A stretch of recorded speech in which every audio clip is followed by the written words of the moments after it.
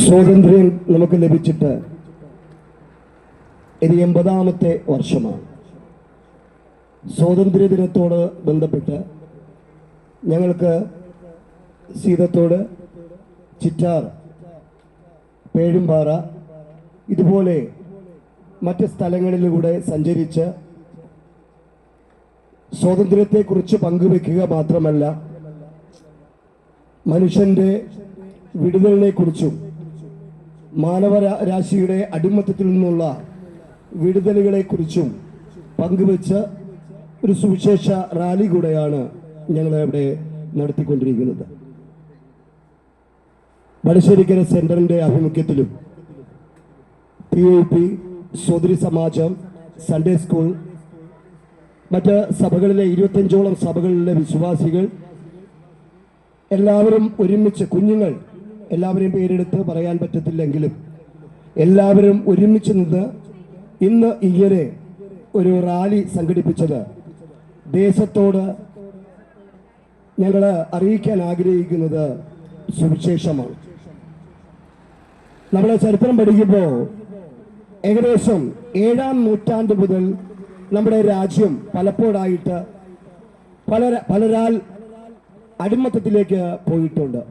പലപ്പോഴായിട്ട് 7ാം നൂറ്റാണ്ട് മുതൽ നമ്മൾ പഠിക്കുമ്പോൾ അറിയാം. എന്നാൽ അതിന്റെ 16ഉം 17ഉം നൂറ്റാണ്ടിലേക്ക് എത്തിയപ്പോൾ പല രാജ്യങ്ങൾ എന്ന് പറയുമ്പോൾ എടുത്തു പറയത്തക്ക യൂറോപ്യൻ കൺട്രീസ് നമ്മുടെ ഭാരതത്തെ കീഴ്പ്പെടുത്തി പല നാട്ടുരാജ്യങ്ങളെയും അവരുടെ കൈപ്പടിയിൽ ഒതുക്കി ഭരണം നടത്തിക്കൊണ്ടിരുന്നു. എന്നാൽ ഒടുവിലായിട്ട് ബ്രിട്ടീഷ് അധിനിവേശം നമ്മുടെ രാജ്യത്തിൽ കടന്നു വന്നു. ഇന്ന് ഏകദേശം അത് ഒരു 200 വർഷത്തോളം നമ്മുടെ രാജ്യത്തെ അടിമത്തത്തിലൂടെ ഇവരെ കീഴ്പ്പെടുത്തി ഭരിക്കുവാനിടയായി. എന്നാൽ 1947 ഓഗസ്റ്റ് മാസം 14-ാം തീയതി രാത്രി നമുക്ക് സ്വാതന്ത്ര്യം കിട്ടി. എന്നാൽ 15 നമ്മളത് തിരഞ്ഞെടുത്തത്. അതുകൊണ്ട് ഇന്ന് 80 വർഷം പൂർത്തീകരിക്കപ്പെടുകയാണ്. അപ്പൊ നമുക്ക് എല്ലാവർക്കും സന്തോഷമുണ്ട്. സ്വാതന്ത്ര്യം എന്ന് പറയുമ്പോൾ മറ്റൊരു മുഖത്തിന്റെ കീഴിൽ നിന്ന് ഒരു വിടുതൽ അല്ലെങ്കിൽ രക്ഷ കിട്ടുക എന്നുള്ളതാണ്. അപ്പോൾ സ്വാതന്ത്ര്യം ഇല്ലാത്തവർക്കെന്നറിയാം, ഇന്ന് പല നാടുകളിലും ഇന്ന് നമ്മുടെ ഭാരതത്തിൽ നമുക്ക് ലഭിക്കുന്ന ഈ സ്വാതന്ത്ര്യം അനുഭവിക്കാത്ത ഒത്തിരി രാജ്യങ്ങളുണ്ട്. എന്നാൽ നമ്മുടെ രാജ്യത്തിന് എല്ലാ അർത്ഥത്തിലും മനുഷ്യർക്ക് നല്ല സ്വാതന്ത്ര്യം ലഭിച്ചു എന്ന് തന്നെ നമുക്ക് പറയാം.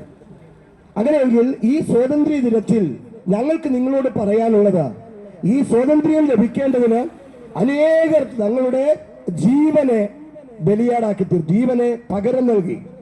പലരുടെയും രക്തം ചൊരിയപ്പെട്ടു, പലരെയും തൂക്കിലേറ്റപ്പെട്ടു, തോക്കിനാൽ വെടിവെച്ച് പലരെയും കൊന്നു. പല നിലകളിൽ അവരവരുടെ ജീവിതം നശിപ്പിച്ചിട്ട് മറ്റുള്ളവർക്ക് വേണ്ടി തങ്ങൾ ത്യാഗം ചെയ്തു. അങ്ങനെ ലഭിച്ചതാണ് ഈ സ്വാതന്ത്ര്യം. എത്ര പേരത് മനസ്സിലാക്കുന്നുണ്ട്? ഇന്ന് നമുക്ക് എല്ലാറ്റിനും സ്വാതന്ത്ര്യം ഉണ്ടെന്ന് പറയുമ്പോൾ ഇതിന്റെ പുറകിൽ അനുഭവിച്ച വേദനയും കഷ്ടപ്പാടുകളും ദീർഘവർഷങ്ങൾ അവർ ഇതിന്റെ പുറകിൽ കഷ്ടപ്പെട്ടതിന്റെ അർത്ഥം എന്തുവെന്നറിയാമോ? ഇന്ന് നമുക്ക് ഈ നിലകളിൽ സ്വതന്ത്രമായിട്ട് ജീവിക്കുവാനാണ്. അങ്ങനെയെങ്കിൽ എനിക്ക് നിങ്ങളോട് പങ്കുവയ്ക്കുവാനുള്ളത് മറ്റൊന്നാണ്. ഈ സ്വാതന്ത്ര്യം നേടിത്തന്നത് മഹാത്മാഗാന്ധി പോലുള്ള പ്രബുദ്ധരായ അനവധി ആൾക്കാരാണ്. എന്നാൽ മനുഷ്യന്റെ പാപത്തിൽ നിന്ന്, അവന്റെ അടിമത്തത്തിൽ നിന്ന്, അവന്റെ മരണത്തിൽ നിന്ന് അവനെ വീണ്ടെടുത്തത് മനുഷ്യരെ ആരുമല്ല എന്നുള്ള നഗ്ന സത്യത്തെ ഇന്ന് പകൽ നിങ്ങളോട് പങ്കുവയ്ക്കുവാനാണ് ഞാൻ കർത്താവിൽ ശരണപ്പെടുന്നത്. എന്തിനാണ് ഞങ്ങളെ പോലെയുള്ള ദൈവദാസന്മാർ, ദൈവമക്കൾ ഇങ്ങനെ ദേശമായി കടന്നു ചെന്ന് ദൈവവചനം പങ്കുവെക്കുന്നത്, സുവിശേഷം പങ്കുവെക്കുന്നത്? സുവിശേഷം എന്ന വാക്കിന് ഒരൊറ്റ അർത്ഥമേ ഉള്ളൂ, അതൊരു ഗുഡ് ന്യൂസാ. ഇന്ന് പകലും ഞങ്ങൾ പറഞ്ഞത് സ്വാതന്ത്ര്യത്തെ കുറിച്ച് പറഞ്ഞത് ഒരു നല്ല വാർത്തയാണ്. അതുപോലെയാണ് അടിമത്തത്തിലിരിക്കുന്ന ജനത്തിന് ഒരു ഗുഡ് ന്യൂസ് ആണ് ഇന്ന് പകലിലും ഞങ്ങൾ നിങ്ങളോട് പങ്കുവെക്കുവാൻ ആഗ്രഹിക്കുന്നത്. അത് മറ്റൊന്നുമല്ല, പാപത്തിന്റെ അധീനതയിൽ, പാപത്തിന്റെ അടിമത്തത്തിൽ കിടക്കുന്ന മനുഷ്യനെ പാപത്തിന്റെ അടിമത്തത്തിൽ നിന്ന് വീണ്ടെടുക്കുവാൻ കഴിയുന്ന ഏക മാർഗം അത് നസ്രയനായ യേശു ക്രിസ്തുവിലൂടെയാണെന്നുള്ള ആ സത്യവചനത്തെ നിങ്ങളുടെ മുമ്പിൽ പങ്കുവയ്ക്കുക എന്നുള്ള ഒരു ലക്ഷ്യമാണ് സുവിശേഷത്തിലൂടെ നമ്മൾ ആഗ്രഹിക്കുന്നത്. സുവിശേഷം എന്ന് പറയുമ്പോൾ അത് നല്ല വാർത്തയാണ്, അത് സദ്വാർത്തയാണ്. അങ്ങനെയെങ്കിൽ ആ സത്യവചനത്തെ നിങ്ങളുടെ മുന്നിൽ പങ്കുവെക്കുവാൻ കാരണം അതിന്റെ ആവശ്യകത ഇത്രയേ ഉള്ളൂ. ഒന്ന്, സർവ്വലോകവും ദുഷ്ടന്റെ അധീനതയിൽ കിടക്കുന്നു. എന്തിനാണ് സുവിശേഷത്തിന്റെ ആവശ്യകത? എന്തിനാണ് ഞങ്ങൾ ഇതുപോലെ കണ്ടക്ഷോഭം ചെയ്യുന്നത്? എന്തുകൊണ്ടാണ് ഇത്രത്തോളം ശബ്ദം ഉയർത്തി ഞങ്ങൾ ഈ ദൈവവചനം പങ്കുവെക്കുന്നത്? മറ്റൊന്നുമല്ല, ഈ സർവ്വലോകവും ദുഷ്ടന്റെ അവൻ ആധിപത്യത്തിന്റെ അധീനതയിൽ കിടക്കുന്നു. ആരാ? അങ്ങനെയാണെങ്കിൽ നിങ്ങൾ ചോദിക്കുന്നൊരു ചോദ്യമുണ്ട്, ആരാ ഈ ദുഷ്ടൻ? ആരാ ഈ ദുഷ്ടൻ? പലപ്പോഴും നമ്മളെ ശ്രദ്ധിക്കും, ഈ ദുഷ്ടൻ ആരാ? നമ്മൾ കാണാത്ത ഒരു പ്രതിയോഗി, നമ്മുടെ കണ്ണിന് മുന്നിൽ വെളിപ്പെടാൻ നിൽക്കുന്ന ഒരു പ്രതിയോഗി, ഈ ലോകത്തിന്റെ ദൈവമെന്ന് അവൻ പറയപ്പെടുന്നവൻ, ഈ ലോകത്തിന്റെ പ്രഭുവെന്ന് അവകാശപ്പെടുന്ന മറ്റൊരു പ്രതിയോഗി നമ്മുടെ കണ്ണിന് മുമ്പിൽ പരസ്യമായി വെളിപ്പെടാതെ മറഞ്ഞു നിന്നുകൊണ്ട് അവൻ പ്രവർത്തിക്കുന്ന ഒരു ശക്തിയാണ് ദുഷ്ടൻ എന്ന് പറയുന്നത്. അങ്ങനെയെങ്കിൽ ദുഷ്ടന്റെ ആധിപത്യത്തിൽ കിടക്കുന്ന മനുഷ്യരെ അതിൽ നിന്ന് വീണ്ടെടുക്കേണ്ടതിന് സത്യസുവിശേഷത്തിന് മാത്രമേ സാധിക്കത്തുള്ളൂ എന്നുള്ള സദ്വർത്തമാനം നിങ്ങളുടെ മുന്നിൽ പങ്കുവയ്ക്കുവാനാണ് ഞങ്ങൾ ഇവിടെ ആഗ്രഹിക്കുന്നത്. അതാരാണ് ആ ആരാണ് ഇതിന്റെ ഉടമസ്ഥൻ? ആമേൻ. ഈ സദ്വർത്തമാനം ആരെ കുറിച്ചാണ് പങ്കുവെക്കുന്നത്? ഞങ്ങൾ പങ്കുവെക്കുന്നത് നസ്രയനായ യേശു ക്രിസ്തുവിനെയാണ്. അപ്പോൾ യേശു ആരാണെന്നൊരു ചോദ്യം ഇവിടെ ഉണ്ടാകും. യേശു ആരാ? യേശു ആരാന്നുള്ള ചോദ്യത്തിന് വ്യക്തമായൊരു മറുപടി കൊടുക്കുവാൻ നമുക്ക് കഴിയണം. ഞങ്ങൾക്ക് ഇന്നേക്ക് ഒരു 20 വർഷത്തിന്റെ പുറകെ ചിന്തിക്കുമ്പോൾ എനിക്കന്ന് വ്യക്തമായൊരു ഉത്തരം കൊടുക്കാൻ അറിയത്തില്ലായിരുന്നു. ഈ ലോകപരമായി ലോകത്തിന്റെ ഇഷ്ടത്തിന്, ലോകത്തിന്റെ ഇഷ്ടമെന്തോ അതനുസരിച്ച് ജീവിച്ചു പോയ എന്റെ ജീവിതത്തെ ഇന്ന് കാണുന്ന നിലയിൽ മാറ്റിമറിച്ച ഈ യേശുക്രിസ്തുവാണ് ഇന്ന് നിങ്ങളുടെ മുന്നിൽ എന്നെ ഇവിടെ നിർത്തിക്കൊണ്ട് നിങ്ങളോടും ഈ സുവിശേഷം പങ്കുവെക്കുവാൻ അവസരം തന്നത്. ഇതിൽ എഴുതി വെച്ചിട്ടുണ്ട്, മദ്യം, മയക്കുമരുന്ന്. ആമേൻ. ഈ മദ്യത്തിനും മയക്കുമരുന്നിനും ഈ ലോകത്തിന്റെ അധിപതിയായവൻ മനുഷ്യരെ കൊണ്ട് പ്രേരിപ്പിച്ച ദുഷ്ടതയും ദുഷ്ടപ്രവൃത്തികളും പല നിലകളിൽ മനുഷ്യർ ചെയ്തുകൊണ്ടിരിക്കുമ്പോൾ മനസ്സിലാക്കുക, ഈ ലോകത്തിന്റെ അധിപതിയായവൻ, ഈ ലോകത്തിന്റെ ദുഷ്ടത പ്രവർത്തിക്കുന്നവൻ മനുഷ്യരാശിയെ ഇതുപോലെ പാപത്തിൽ നിന്നും പാപത്തിലേക്കും തിന്മകളിലേക്കും അവൻ തള്ളിയിടുമ്പോൾ ഇതിന്റെ നടുവിൽ നിന്ന് രക്ഷ പ്രാപിക്കുവാൻ മറ്റൊരു പോംവഴിയില്ല. അതുകൊണ്ടാണ് ഞങ്ങൾ ഇവിടെ ഈ സുവിശേഷം പങ്കുവെക്കുന്നത്. ഒന്ന്, ഞാൻ പറഞ്ഞു, സർവ്വലോകവും ദുഷ്ടന്റെ അധീനതയിൽ കിടക്കുന്നു. അങ്ങനെയെങ്കിൽ ദുഷ്ടന്റെ ആധിപത്യത്തിൽ നിന്ന്, പിശാചിന്റെ അവൻ കരാളഹസ്തത്തിൽ നിന്ന് എങ്ങനെ ഒരു മനുഷ്യരെ വീണ്ടെടുക്കാം എന്നുള്ളതാണ് ഇവിടെ പങ്കുവെക്കുന്നത്. അത് ഒറ്റ വഴിയേ ഉള്ളൂ, ഒറ്റ മാർഗമേ ഉള്ളൂ. ഈ ഭൂമിയിലെ യാതൊരു വസ്തുവകകൾക്കോ മനുഷ്യന്റെ പ്രയത്നം കൊണ്ടോ പണം കൊണ്ടോ കർമ്മമാർഗം കൊണ്ടോ യാതൊന്നും കൊണ്ട് മനുഷ്യരെ വീണ്ടെടുക്കാൻ കഴിയാത്തത് കൊണ്ട് അവനെ വീണ്ടെടുക്കുവാൻ സ്വർഗത്തിൽ ഇരുന്നവൻ, ദൈവമായിരുന്നവൻ, ദൈവസമത്വം മുറുകെ പിടിച്ചുകൊള്ളണമെന്ന് വിചാരിക്കാതെ ദാസരൂപമെടുത്ത് മനുഷ്യ സാദൃശ്യത്തിലായി മനുഷ്യന്റെ പാപത്തിന്റെ പരിഹാരത്തിന് വേണ്ടി ക്രൂസിലെ അവൻ മരണത്തോളം അവൻ സ്വന്തം സഹിച്ച് തന്റെ ജീവനെ പകരം കൊടുത്ത് അവൻ ഇന്ന് പകലിൽ എന്നെ കേൾക്കുന്ന പ്രിയരെ, ആർക്കെങ്കിലും ആ കാൽവരി ക്രൂസിനെ ഒന്ന് ധ്യാനിക്കുവാൻ, ഒന്ന് ഓർക്കുവാൻ കഴിഞ്ഞാൽ ഈ രക്ഷ നിങ്ങൾക്ക് സൗജന്യമായി ദൈവം തരികയാണ്.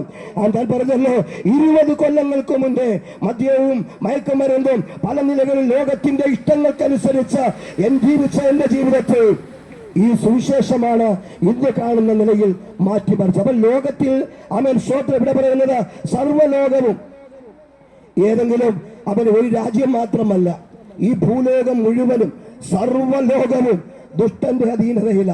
അതങ്ങ് യൂറോപ്പിലായിരുന്നാലും, അതങ്ങ് ആഫ്രിക്കയിലായിരുന്നാലും, അത് ഈ ഭാരതത്തിലായിരുന്നാലും, ഈ ലോകം മനുഷ്യർ എവിടെയൊക്കെ പാർക്കുന്നോ അവിടെയൊക്കെ ആധിപത്യം ഈ ലോകത്തിന്റെ ദുഷ്ടശക്തിയായ പിശാചെന്നാ പറയുന്നത്. എന്നാൽ ഇതിന്റെ നടുവിലൂടെ ഒരു രക്ഷ ദൈവം ഒരുക്കി. ഞാൻ പറഞ്ഞല്ലോ, ആ രക്ഷ യേശുക്രിസ്തുവിലൂടെ, അത് കാൽവരിയിലൂടെ ദൈവം നമുക്ക് സൗജന്യമായി നൽകി.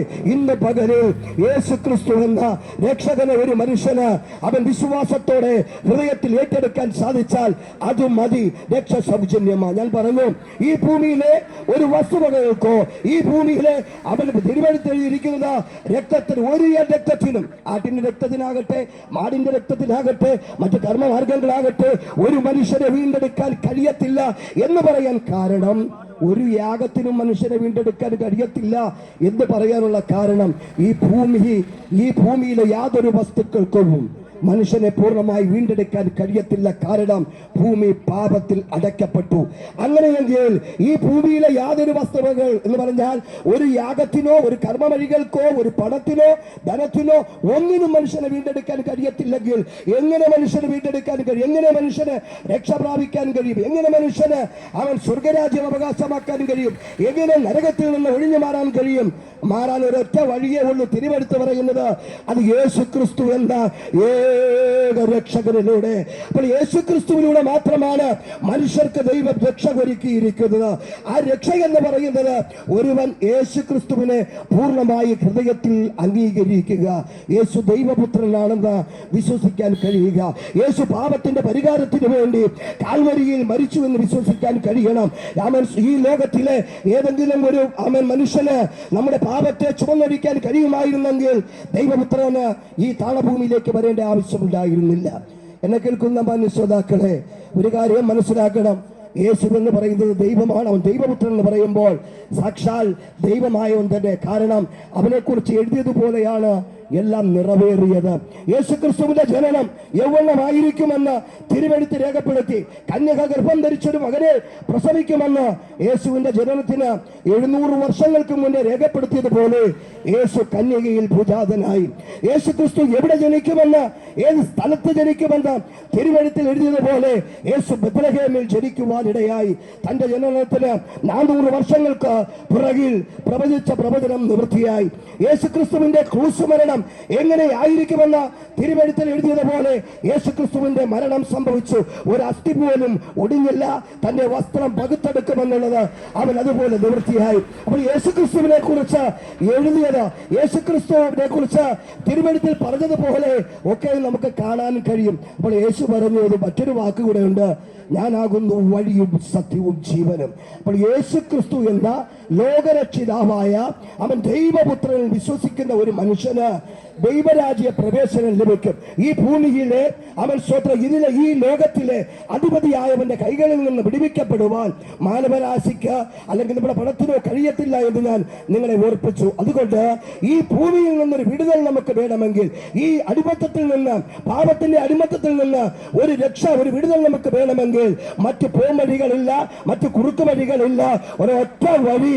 യേശു പറഞ്ഞു, ഞാനാകുന്നു വഴിയും സത്യവും ജീവനും എന്ന് പറഞ്ഞ യേശുക്രിസ്തുവിനെ അവൻ സ്വന്തം രക്ഷിതാവും കർത്താവുമായി വിശ്വസിക്കാൻ ഒരുവന് കഴിഞ്ഞാൽ, പ്രിയ സഹോദര, നിന്റെ പാപത്തിൽ നിന്ന് വിടുവിക്കപ്പെടും, നിന്റെ രോഗത്തിൽ നിന്ന് വിടുവിക്കപ്പെടും. അവിടെ കൊണ്ട് അവസാനിക്കുന്നില്ല. മരണത്തിനപ്പുറമുള്ള ജീവിതം ദൈവം നമുക്ക് വാഗ്ദത്തം ചെയ്യുമ്പോൾ അവിടെ വരെ എത്തിപ്പെടണമെങ്കിൽ യേശു പറഞ്ഞത് ഒരു കാര്യം ഇങ്ങനെ ഓർപ്പിക്കാം, എന്നിലൂടെ കടക്കുന്നവൻ അവനകത്ത് പ്രവേശിക്കും. എന്നിലൂടെ കടക്കുക. അപ്പൊ ദൈവരാജ്യത്തിന്റെ പ്രവേശനത്തിന് വാതിലായി നിൽക്കുന്ന യേശുവിനെ കുറിച്ച് നിങ്ങൾ സുവിശേഷം പങ്കുവെക്കുമ്പോൾ മറ്റൊരുത്തരും രക്ഷയില്ല, നാം രക്ഷിക്കപ്പെടുവാൻ ആകാശത്തിന് കീഴിൽ മനുഷ്യരുടെ നൽകപ്പെട്ട വേറൊരു നാമമില്ല എന്ന് പറയുമ്പോൾ അത് വേറൊരു നാമമില്ല എന്ന് പറയാൻ കാരണം അത് യേശു എന്ന നാമത്തിന് മാത്രമേ അതിന് സാധ്യമാകത്തുള്ളൂ എന്നുള്ള സത്യമാണ് നിങ്ങളോട് പറയാൻ ഞാൻ ആഗ്രഹിക്കുന്നത്.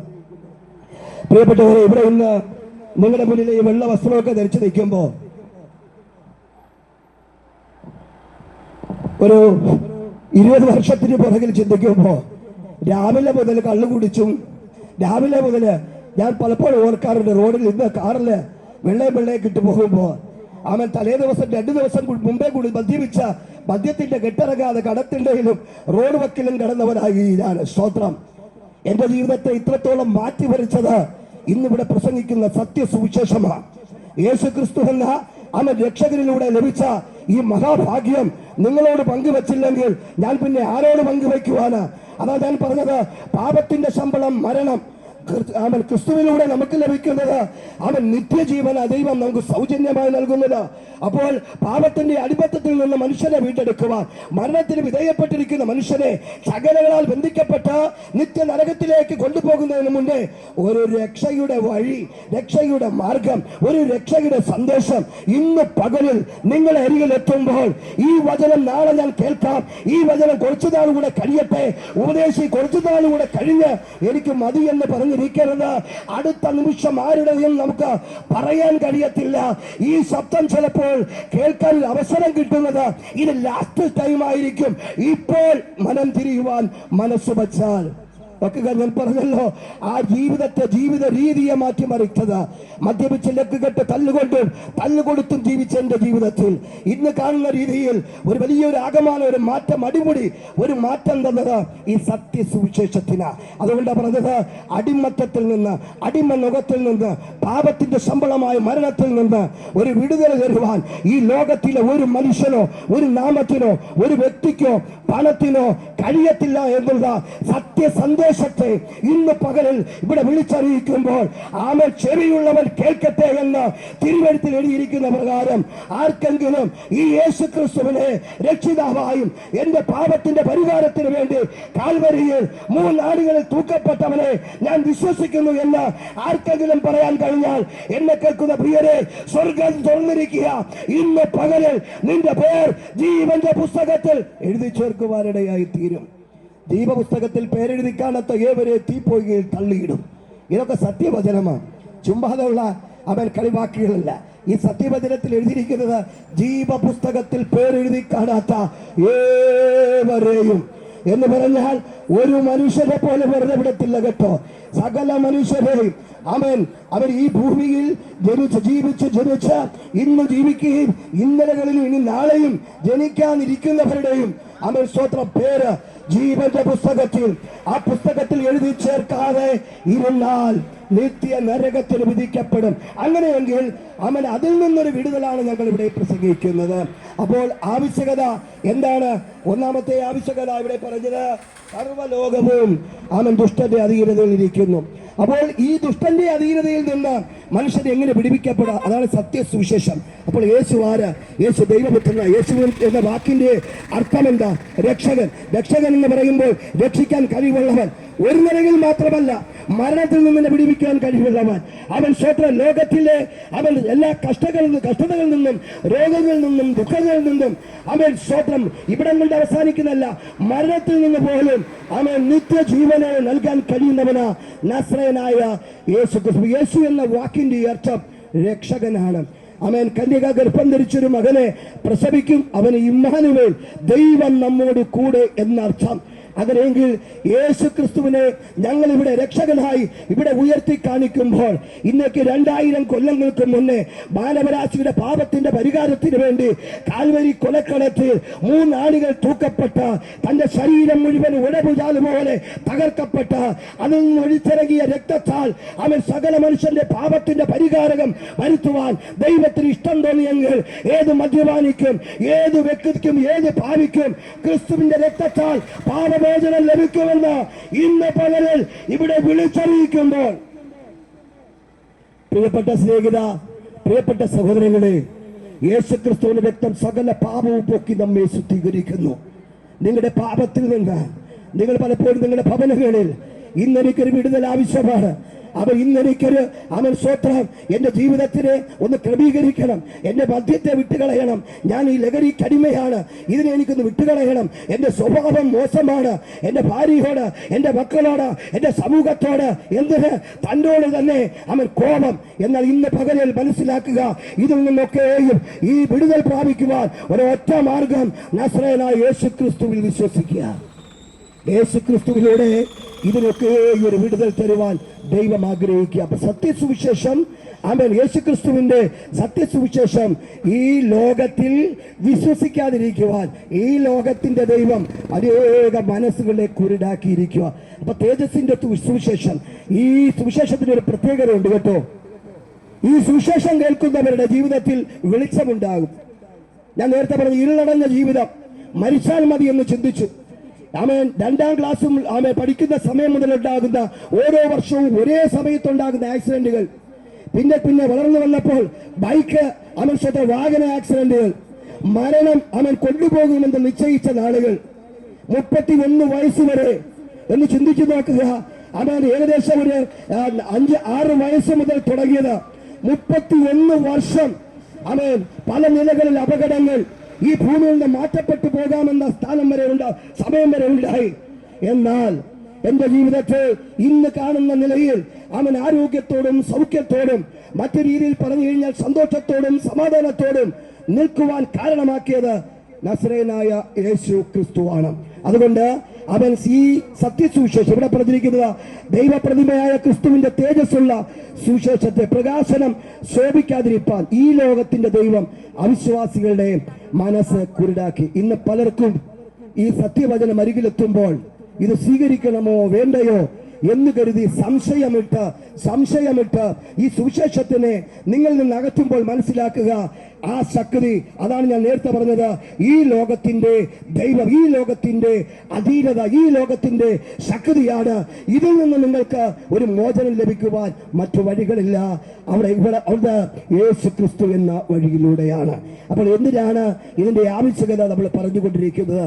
അങ്ങനെയെങ്കിൽ ഞാൻ ഒത്തിരി സമയമെടുക്കുന്നില്ല, ഞങ്ങൾക്ക് ഇനിയും മുന്നോട്ട് പോകണമല്ലോ. അപ്പോൾ യേശു ക്രിസ്തുവിലൂടെയുള്ള അവൻ പാപമോചനം ഇന്ന് പകൽ സൗജന്യമായി നൽകുവാൻ ദൈവം ആഗ്രഹിക്കുമ്പോൾ സൗജന്യമായി കിട്ടുന്നതല്ലേ, അതുകൊണ്ട് ഇതിനെ വില കൊടുക്കാതിരിക്കരുത്. കഴിഞ്ഞ ദിവസം ഞാൻ ഒരു എക്സാമ്പിൾ പറയാം. കഴിഞ്ഞ ദിവസം ഒരു 5 വർഷത്തിന് മുൻപ് എൻ്റെ വൈഫിനൊരു ഓപ്പറേഷൻ വന്നു. അത് തലച്ചോറില്ല. ഓപ്പറേഷൻ കഴിഞ്ഞു. എല്ലാ മാസവും ഹോസ്പിറ്റലിൽ കടന്നു പോകേണ്ടതായിട്ടുണ്ട് ചെക്കപ്പിന്. എന്നാൽ കുറച്ച് ദിവസം കഴിഞ്ഞു, ഏകദേശം ഒരു 6 മാസം പോയി. പിന്നെ ഞങ്ങൾ പോയില്ല. കാരണം ഞങ്ങൾ ഹോസ്പിറ്റലിൽ പോയപ്പോൾ ഡോക്ടർ പറഞ്ഞു, ഈ വലിയ കുഴപ്പമൊന്നുമില്ല, ഇനി പേടിക്കണ്ട, ഇനി ഈ രോഗം വരത്തില്ല, ഒരു ട്യൂമറായിരുന്നു, നീക്കം ചെയ്തത്. എന്നാൽ അതിനെ ഞങ്ങൾ അങ്ങ് വിശ്വസിച്ച് വന്നു. ഈ ദിവസങ്ങളിൽ വീണ്ടും അതിന്റെ ആരംഭം, വേദന ശരീരത്തിലുണ്ടായി. തിരിച്ച് ഞങ്ങൾ അവിടെ മടങ്ങി. കഴിഞ്ഞ ആഴ്ചയിൽ ഡോക്ടറെ കാണാൻ പോയപ്പോൾ ഡോക്ടർ പറഞ്ഞു, ഒരു കാര്യം ഞങ്ങളെ ഓർപ്പിച്ചു, പ്രിയ പാസ്റ്ററെ, 10 ലക്ഷം രൂപ കൊടുത്ത് പുറത്ത് ചെയ്യേണ്ട ഒരു ഓപ്പറേഷൻ ആയിരുന്നു ഇത് ഗവൺമെന്റ് നിങ്ങൾക്ക് ചെയ്തു തന്നപ്പോൾ ഫ്രീ ആയിരുന്നു, അതുകൊണ്ട് നിങ്ങൾ ഇതിന് വലിയ വില കൊടുത്തില്ല, ഇതാ നിങ്ങൾക്ക് പറ്റിയ വീഴ്ച. അതുകൊണ്ട് ഈ സുവിശേഷം നിങ്ങൾ വില കൊടുക്കാതെ നിങ്ങൾ അരികിൽ വരുമ്പോൾ ഒരു കാര്യം മനസ്സിലാക്കണം, നിസ്സാരമായി കാണരുത്. ഈ സത്യസുവിശേഷത്തിന് നിങ്ങളെ ജീവിപ്പിക്കാൻ കഴിയും. ഈ സത്യസുവിശേഷത്തിന് നിങ്ങളെ വീണ്ടെടുക്കുവാനും നിങ്ങളുടെ പാപത്തിൽ നിന്ന് നിങ്ങൾ വിടിവിക്കുവാനും അടിപത്തത്തിൽ നിന്ന് നിങ്ങൾ വിടിവിക്കുവാനും അവിടെ കൊണ്ട് അവസാനിക്കുന്നില്ല, നിങ്ങൾക്ക് നിത്യ സ്വർഗം സൗജന്യമായി നൽകുവാനും കഴിയും. അതുകൊണ്ട് ഇന്ന് പകലിൽ യേശു ക്രിസ്തുവിനെ രക്ഷിതാവും കർത്താവുമായി സ്വീകരിക്കുവാൻ ആർക്കെങ്കിലും മനസ്സ്, അത് എങ്ങനെയാ ഉപദേശി യേശുവിനെ ഞങ്ങളെ രക്ഷിതാവും കർത്താവുമായി സ്വീകരിക്കുന്നത്? ഈസിയായ ഒരു കാര്യമേ ഉള്ളൂ. അവൻ സ്വത്രം വിശ്വസിക്കുകയും സ്നാനമേൽക്കുകയും ചെയ്യുന്നവൻ രക്ഷിക്കപ്പെടും. അവൻ സ്വത്രം അവൻ ഇന്ന് പകൽ വിശ്വസിക്കാൻ മനസ്സുണ്ടോ? അവൻ സാക്ഷാൽ ദൈവമാണെന്ന്, അവൻ സാക്ഷാൽ സ്വത്രം വീണ്ടെടുപ്പുകാരനാണെന്ന്, അവൻ സാക്ഷാൽ രക്ഷകനാണെന്ന്, അവന്റെ രക്തത്താൽ എന്റെ പാപമോചനം കഴുകിക്കളയാൻ കഴിയുമെന്ന് വിശ്വസിക്കാൻ കഴിയുന്നുണ്ടോ? വിശ്വസിക്കുന്നവർ അവൻ ഇന്ന് പകലിൽ അവൻ സ്വത്രം നിങ്ങളുടെ ഹൃദയത്തിൽ കൈവച്ച്, നിങ്ങളുടെ നെഞ്ചത്ത് കൈവച്ച് പറയാൻ നിങ്ങൾക്ക് കഴിയുമോ? സാക്ഷ്യപ്പെടുത്താൻ കഴിയുമോ? യേശുവേ, അങ്ങ് വാസ്തവത്തിൽ ദൈവപുത്രൻ, അങ്ങ് പാപികളുടെ വീണ്ടെടുപ്പിന് വേണ്ടി അവൻ ഈ താണഭൂമിയിൽ ഇറങ്ങി വന്നു എന്ന് ഞാൻ വിശ്വസിക്കുന്നു. അങ്ങനെയുള്ള മാത്രമേ രക്ഷയുള്ളൂ എന്ന് ഞാൻ മനസ്സിലാക്കുന്നു. എന്റെ സകല പാപത്തെയും അവിടുത്തെ രക്തത്താൽ എന്നെ കഴുകണമേ എന്ന് ആർക്കെങ്കിലും പ്രാർത്ഥിക്കാൻ കഴിയുന്നുണ്ടെങ്കിൽ ഏത് മതത്തിലും ഏത് അവൻ സ്വന്തം വിശ്വാസത്തിൽ ആയിരിക്കുന്ന വ്യക്തിക്കും സൗജന്യമായി കർത്താവ് ഈ രക്ഷ തരികയാണ്. ഇന്ന് പകലിൽ ഈ ദേശത്ത് ഇങ്ങനെ യേശുവിന്റെ നാമത്തെ ഉയർത്തുവാൻ നൽകിയ നല്ല അവസരത്തിനായി ദൈവത്തിന് സ്തോത്രം ചെയ്യുന്നു. വിശേഷാൽ ഞാൻ മനസ്സിലാക്കുന്നത്, എനിക്കിവിടെ ഒരു 3ാമത്തെ വർഷമാണ് ഇങ്ങനെ ഈ ദേശത്ത് എനിക്കൊരു അവസരം കിട്ടിയത്. 3ാമത്തെ തവണയാണ്. സ്തോത്രം, ഹല്ലേലൂയ. കഴിഞ്ഞ 2 വർഷവും നമുക്കിവിടെ കിട്ടി. അതുകൊണ്ട് സ്തോത്രം. ഞാൻ മനസ്സിലാക്കുന്നത് ഈ ദേശത്തിലെ ജനത്തോട് ഈ വചനം പങ്കുവെക്കണമെന്നുള്ളത് തന്നെയാണ്. തീർച്ചയായിട്ടും സ്തോത്രം. ചിലരെ ഇന്ന് നിങ്ങളുടെ പേർ ജീവന്റെ പുസ്തകത്തിൽ ദൈവം എഴുതി ചേർക്കും. എന്നെ കേട്ടുകൊണ്ടിരുന്ന കടയിലിരിക്കുന്നവരും ഓട്ടോറിക്ഷയിലിരിക്കുന്ന സഹോദരങ്ങളും മറ്റ് കടകളിലായിരിക്കുന്ന പ്രിയപ്പെട്ടവരെ, ഒരു കാര്യം ഞാൻ പറയട്ടെ, മറ്റൊരുത്തരും രക്ഷയില്ല, നാം രക്ഷിക്കപ്പെടുവാൻ ആകാശത്തിന് കീഴിൽ മനുഷ്യരുടെ നൽകപ്പെട്ട പേരൊന്നാവുമില്ല എന്ന് പറഞ്ഞുകൊണ്ട് വാക്കുകൾ നിർത്തുന്നു. എനിക്ക് സമയം അനുവദിച്ചു തന്ന സ്തോത്രം പ്രിയപ്പെട്ട ദേവദാസന്മാരോട് നന്ദി അറിയിച്ചുകൊണ്ട് എൻ്റെ വാക്കുകൾ